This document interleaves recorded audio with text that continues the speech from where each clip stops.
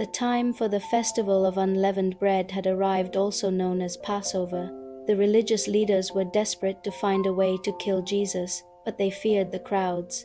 Satan entered Judas Iscariot, one of the 12 disciples. Judas went to the chief priests and officers of the temple guard, offering to betray Jesus when the crowds weren't around. They were delighted and agreed to pay him. From that moment, Judas searched for an opportunity to hand Jesus over. The day came when the Passover lamb was sacrificed. Jesus sent Peter and John, saying, "Go and prepare the Passover meal. Where should we do it?" They asked. Jesus replied, "As you enter the city, you will meet a man carrying a jar of water. Follow him to the house he enters. Say to the owner, 'The teacher asks, where is the room for us to eat the Passover?'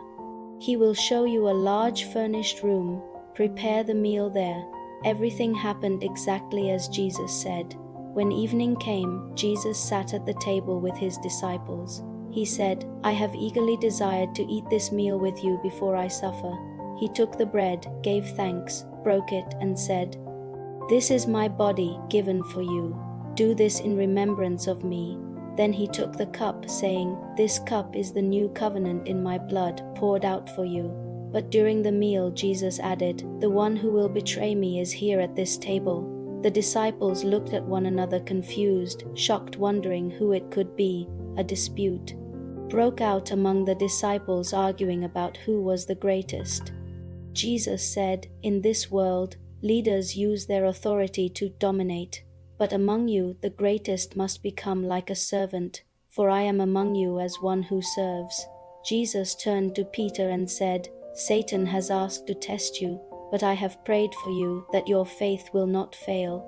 Peter responded firmly, "Lord, I am ready to die with you," Jesus replied. "Peter, before the rooster crows today, you will deny 3 times that you even know me." Jesus went to the Mount of Olives to pray. He told his disciples, "Pray that you will not fall into temptation." He walked a short distance away, knelt down, and prayed, "Father, if you are willing, take this cup from me, yet not my will, but yours be done." An angel appeared and strengthened him. Still, Jesus was in deep agony and prayed earnestly, his sweat falling like drops of blood. He returned to his disciples and found them sleeping. "Why are you sleeping? Get up and pray." Suddenly, a crowd arrived, led by Judas. Judas approached Jesus to kiss him. Jesus asked Judas, "Are you betraying the Son of Man with a kiss?" Chaos broke out. One of the disciples struck the servant of the high priest, cutting off his ear. Jesus touched the man's ear and healed him. Then he said to the crowd, "Every day I was in the temple, teaching, but this is your moment when darkness reigns." They arrested him and led him away.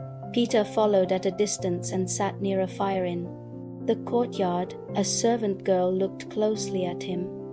This man was with Jesus. Peter denied it. "I don't know him."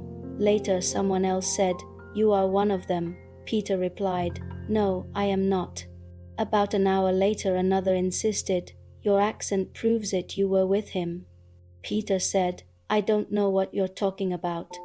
Immediately a rooster crowed. Jesus turned and looked straight at Peter. Peter remembered the words Jesus had spoken. And he went outside and wept bitterly. The guards mocked Jesus, beat him, blindfolded him, and taunted him. "Prophesy, who hit you?"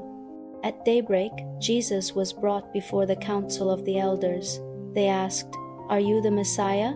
Jesus replied, "From now on, the Son of Man will be seated at the right hand of God."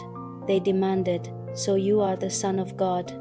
Jesus answered, "You say that I am."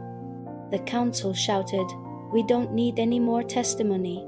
He has spoken blasphemy." And they condemned him. The story is found in the book of Luke 22.